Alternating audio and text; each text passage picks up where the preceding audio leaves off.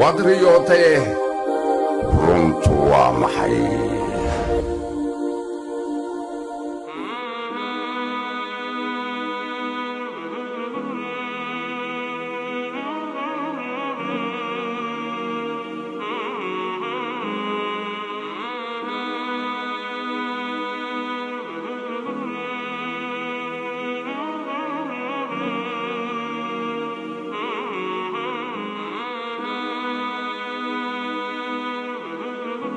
بسم الله الرحمن الرحيم. الحمد لله رب العالمين، وأصلي وأسلم على أشرف الأنبياء والمرسلين نبينا محمد وعلى آله وأصحابه أجمعين. يا أيها الذين آمنوا اتقوا الله حق تقاته ولا تموتن إلا وأنتم مسلمون. يا أيها الناس اتقوا ربكم الذي خلقكم من نفس واحدة وخلق منها زوجها وبث منهما رجالا كثيرا ونساء، واتقوا الله الذي تساءلون به والأرحام إن الله كان عليكم رقيبا. أما بعد، daawadayaal ku soo dhowaada barnaamijkeenii waad riyootay runtu waa maxay qaybtii saddexaad. xalqadanna insha allahu tacala waa xalqadii afaraad.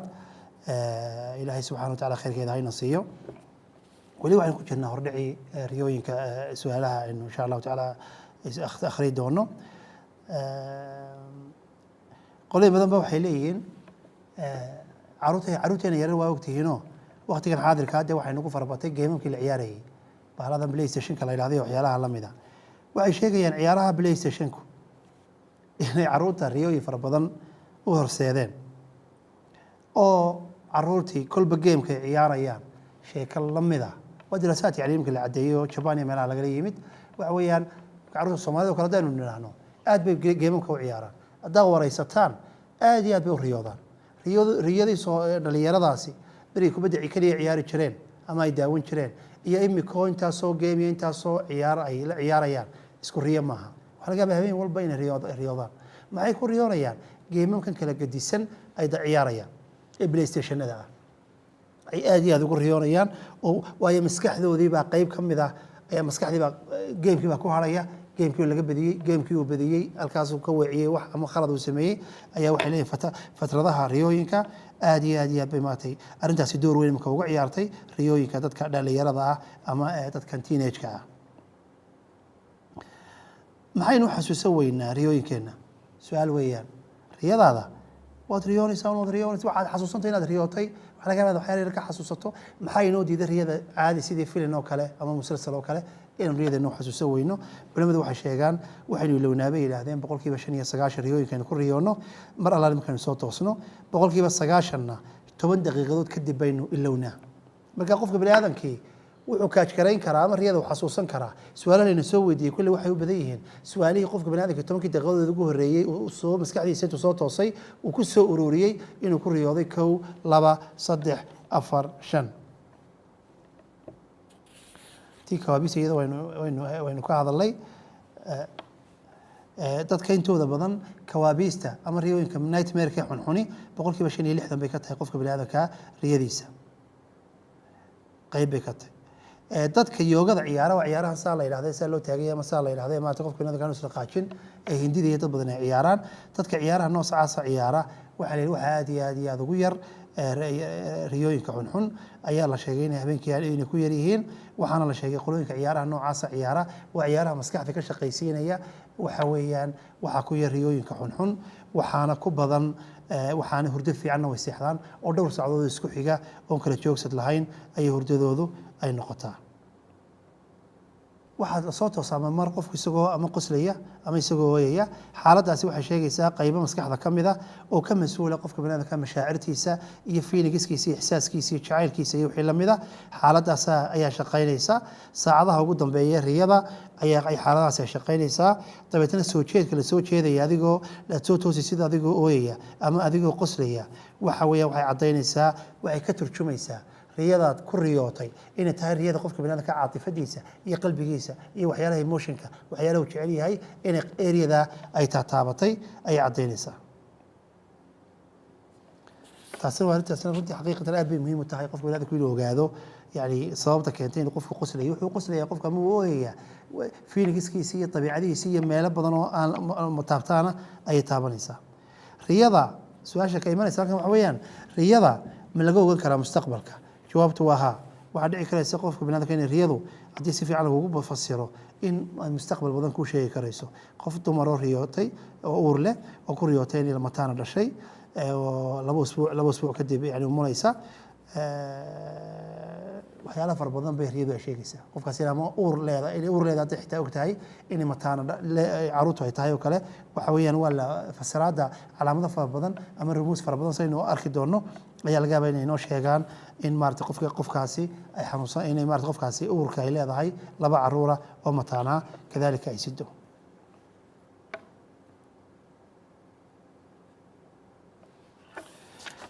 talintaas aynu kaga bixi cilmiga fasiraadda riyooyinku xagga qaybta diiniga marka la eego culimmadu waxay leeyihin walaalayaal marba haddii wax la fasirayo marka haddee kuwan dadka fasiraya laftirkooda hore waynu uga soo sheekaynay sanadadii hore qofka intaasoo shardi baa looga baahan yahay inuu qofkaasi uu noqdo uu aqoon u yeesho siduu cilmigaas wax uga sheegi karo waa cilmigani culimmadu bay isku haysataan waxay leeyihin cilmiga fasiraadda riyadu ma cilmi qofku biniaadamku isbari karaya mise waa cilmi qofka biniaadamka ilaahay subxaana watacaala uu marka hore uu ku abuuray intooda badan waxay leeyihin cilmi la barto maaha marka hore waa cilmi qofka biniaadamka waa lagu soo dhashaa fitnada fahan noocaasa dakaan noocaasa baa ilaahay subxaana watacaala ilhaamiya qofka biniaadamkaa hadhow toole markaa dee hadduu qofku markuu dee cilmigaasi haddana sii dhex galo uu xafido kutubtii akhriyo wixii culamo waxaa wax ka yaqaani wax ka weydiiyo markaas qofka biniaadamka dee qof muuqda ayuu noqonaya laakiin marka ugu horeysa waxa ay sheegayaan culamadu in cilmigaasi uu yahay cilmi qofka biniaadamkii aanu markiiba baran karayna uu yahay qofka biniaadamka cilmi ku dhasha uu qofku ku dhasho ama qofku uu qaabiliyad ama dadaal ama diyaar u yahay inuu cilmigan wax ka sheegi karayo ama uu ka baran karayo naabulsi kitaabkiisa tactiir ulanaam allah u naxariistay 100 xoogay ninkaasi uu jiray oo hijriga ilaa imse weeyaan 1400 baynu ku jirnaa 300 sano ka hor wuxuu yidhi dadka wax fasiraa dariiqadooyin kala gedisan bay leeyihiin siday uga soo dhex saaraan riyada wixii lagu fasirayay ama macnihii la garanayay waxa qofkay ku xidhan tahay iyo maskaxdiisa iyo diintiisu intay leegtahay iyo taqwadiisa iyo cibaadadiisa buu yidhi waxay kadalika la sheegaa riyada fasiraadeedu qof iyo qof uu ku kala gedisan yahay kolba qaraa'inta waxyaalaha qaraa'inta calaamadaha ee riyada laga dhex saarayo ayaa dadku ay ku kala gedisan yihiin waynu ognahay ninkii ibnu siriin la odhan jiray waa kii laba nin usoo kala galeen nin baa markii hore usoo galay qisadaana hore mar iyo laba waan ka sheekeeyey munaasabaad fara badanna waan ka sheekeeyey waayo tusaale fiican weeyaan tusaalahaas waxa ibnu siriin baa nin baa u yimid wuxuu yidhi waxaan ku riyooday ibnu siriinow anigoo eedaamaya wuxuu ku yidhi insha allahu sanadka soo socda ayaad xajka tegi doontaa nin kale u yimid muddo aan fogeyn kadib wuxuu ku yidhi waxaan ku riyooday anigoo eedaamaya waa riyadii oo kale ogow laakiin laba nin baa kala duwan wuxuu ku yidhi niyaddaada waxaa ku jirta inaad wax xadid markaa waana xadi doontaa waana lagu xidhi doonaa sidii bay u dhacday maxaad ku garatay baa lagu yidhi wuxuu yidhi labada nin wejigiisa nuur iyo yani qurux iyo sharaf baa ka muuqato qof wanaagsan buu ahaa dabeetna waxaan ugu fasiray eedaanka waadin fi nnaasi bilxaj dadka ugu yeedh ugu dhawaaq xajka kii kalena buu yidhi nin shaar madoobaa buu ahaa oo weji mugdiya leh oo macsidu ka muuqato kaa waxaan ugu fasiray uma adana muadin ayatuha alciiru inakum lasaariquun waa suurat yuusuf markii yuusuf iyo walaalkii la masabidayey ayatuha alciiru inakum lasaariquun markii la masabidayey yuusuf walaaladii سواء الملك باشي لو ميسي قاتين اي ليلي باركاسا قادتين كل ده تفسير كانه تكون دغنا وين وذكرنا marka waxa weeyaan fasiraadu qofka bini'aadamka maskaxda iyo macaanida uu fahmayo ayaa door weyn ka ciyaaray sheekh ibn Muhammad Salih ibn Uthaymeen rahimahullah wuxuu yiri qofka markuu riyada fasirayo تعبيرteedu mid muktasaba oo qofka bini'aadamka shaqaysta maaha laakiin waa wax Ilaahay subhanahu wa ta'ala qofka bini'aadamka oo qalbigiisa uu galiyo sida darteed waxaynu arkaynaa in qolooyinka mu'abbiriintii inay jiraan buu yiri sheekh Muhammad Allah naxariistay wuxuu waxa jira dad mu'abbiriina oo jaahiliin aqoon badan baan lahayn diintan waxba aan ka garanayn ومع ذلك يعبرون ولذا تعبير بين لا يمنيان qoladaasi markay training ku darsadaan تعبيرtoodu uu fiicnaata diinta markay ku darsadaan nadi oo ka sii fiicnaata marka waxaan marka ugu horeysa wax qofka bini'aadamka ku jira oo ilhaam iyo xooga yaro iftiin uu jiro inta iftiin ka dhowtay waxa lagu darayaa marka lagu daro aqoontan kale waxa weeyaan intaas waa si xoogaysanaysa weeyaan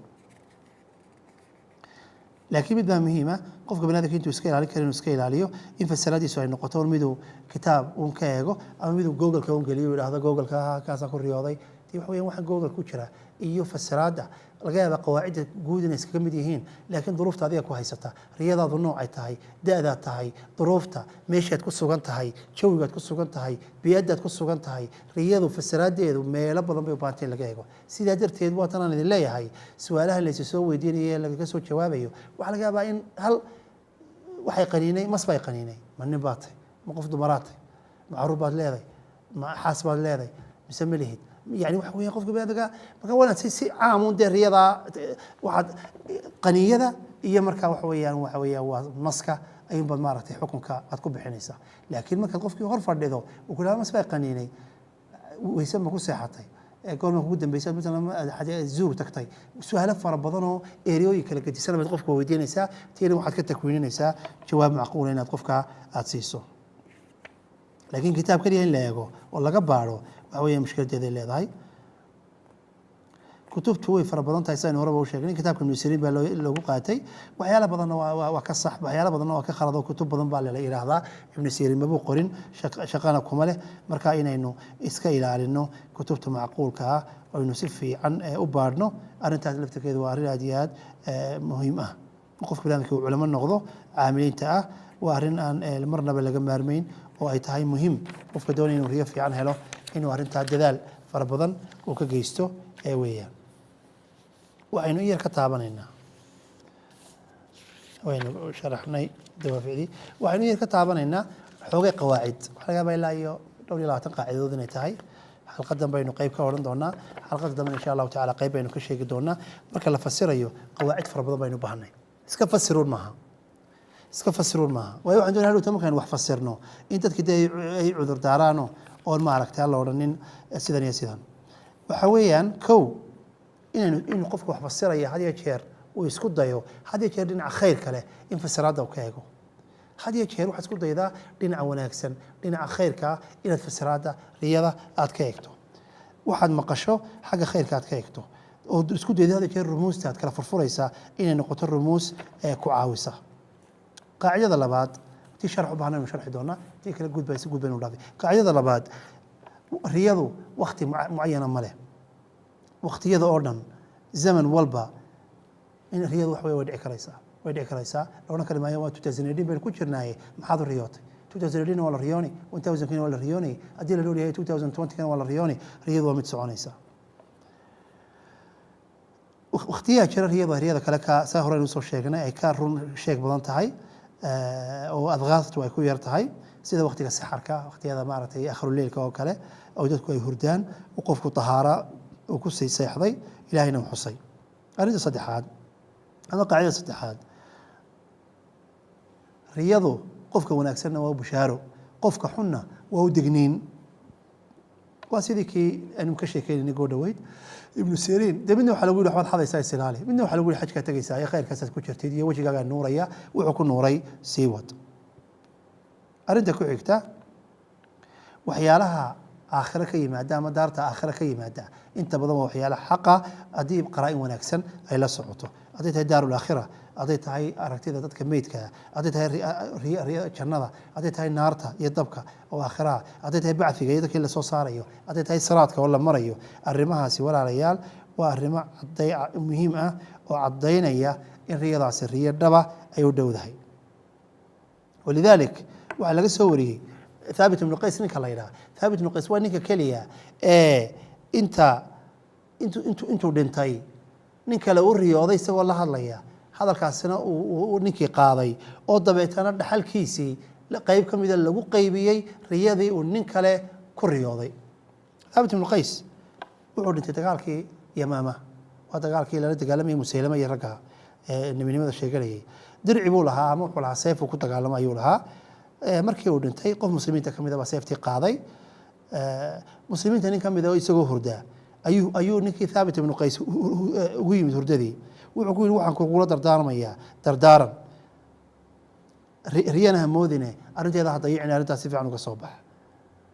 markii la idilay nin muslimiinta kamid ah soo maray dircigaygii ama seeftaydii aan ku dagaalamayay ayuu qaatay meel hebel buu dhigay u tag oo ka soo qaad khaliifada muslimiinta Abu Bakarna u tag deyn baa laygu leeyahay meel heblaaye marka dircigan ha la iibiyo weeyaan ama seeftan ha la iibiyo lagu bixiyo deynkaas halkaa laygaga leeyahay hebel oo addooni ahaana ilaahay subxana watacala dartii baan usii daayay hala sii daayo ninkii baa yimid dircigii buu bartii lagu ku qariyey ninkii ka soo saaray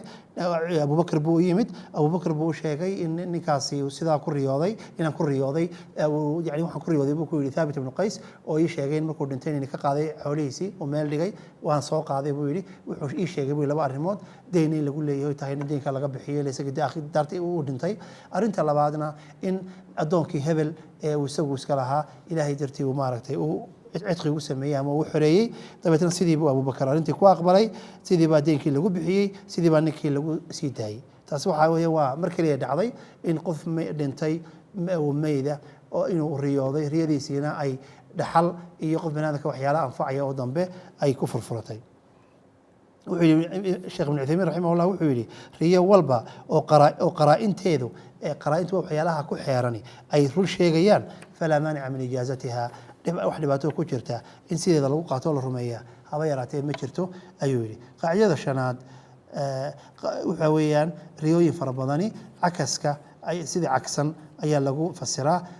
qosolka waxaa lagu fasiraya bushaaro oo kale fadaxikat fabasharnaaha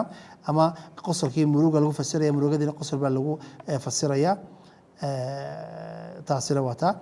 qaacidada ku xigtaa waxay sheegaysaa in qofka bani aadamkii markuu riyada fasirayo uu haddii laga sheekaynayo xayawaankaasi noociisa la sheego sinfigiisa jinsigiisa la sheego waxa weeyaan geed baa laga hadlaya waa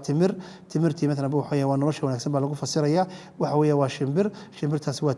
tukahaasi fasaqaad iyo xumaan iyo kharaab buu sheegayaa waa xayawaan waa dacawo weeyaan anaaniyad iyo nafjacayl ayaa lagu fasiraya marka waxa weeyaan waa inaad xayawaanka ama geedka ama shimbirta way kala noocyo gedisan yihiin waa inaad nooca u dhaadhacdaa si aad nooca laftirkiisa fasiraada dhinaciisii aada uga eegto taa waxay noogu xigtaa qaacidada ku xigtaa in marka riyada la fasirayo laba arrimood baa la eegaa inay riyadu waadix tahay oo ay caddaan tahay oo kileer tahay arrinta labaad riyada wax fasahaadinaya oo ama nafta ka socda ama waswaaska shaydaanka in la iska ilaaliyo sidaa darteed riyada runta sheegaysa waa inay noqotaa riyo ee runta xambaarsani riyo waadax oo kileera oon mugdi lahayn riyo sheekadeedu ay gaaban tahay xaggana la maray keera wax hal loo baahna waxa lagala baxaya inta yare gaaban ee kooban ee sheekada wax lagu fasiri karayo oo waaqicana ka gadisan waxaa tusaale u ah yuusuf calayhi salaam markuu dhalinyada ahaa uu yidhi inni raaytu 11 kowkab iyo 10 kowkab baan arkay shamsiga iyo qamarkana waxaan cadceed iyo dayaxin waxaan arkay iyagoo ii sujuuday waxa weeyaan 11 kowkab waxaa lagu fasiray walaaladii cadceediina waxaa lagu fasiray aabihii qamarkii ama dayaxiina waxaa lagu fasiray ama hooyadii ama habaryartii kolba riwaayaadku sida ay sheegayaan taata ku xigtaana waxa weeyaan qofka banaadamka rumuusta inaanu iskaga tagin amaanu kasii jeesanin amaanu dhabarka u jeedin inaad qaybna qaadatid aad qaybna ka tagtid taa laftirkeeda in qofka bani aadamku inuu iska ilaaliyo ay tahay qisas fara badan baa halkan la sheegaya laakiin kolleyba waqtigii baan isaga laftirkiisu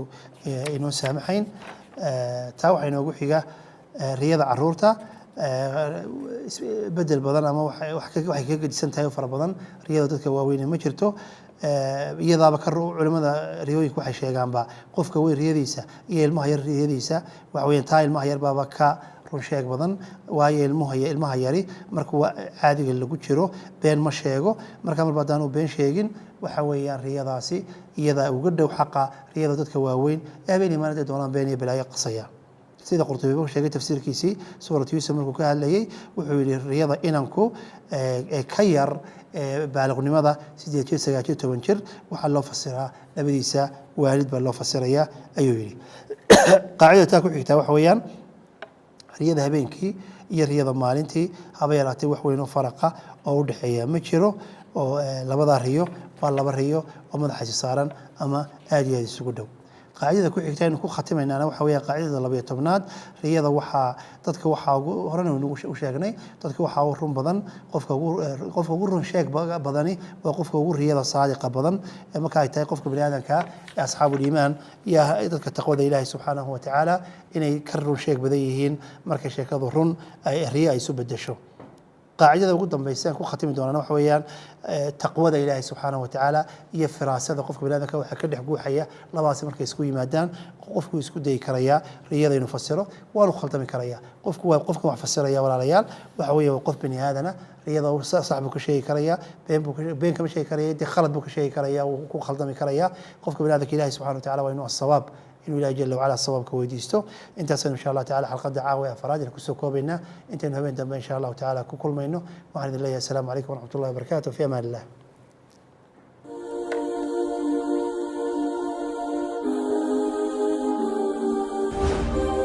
wadriyootee runtu waa maxay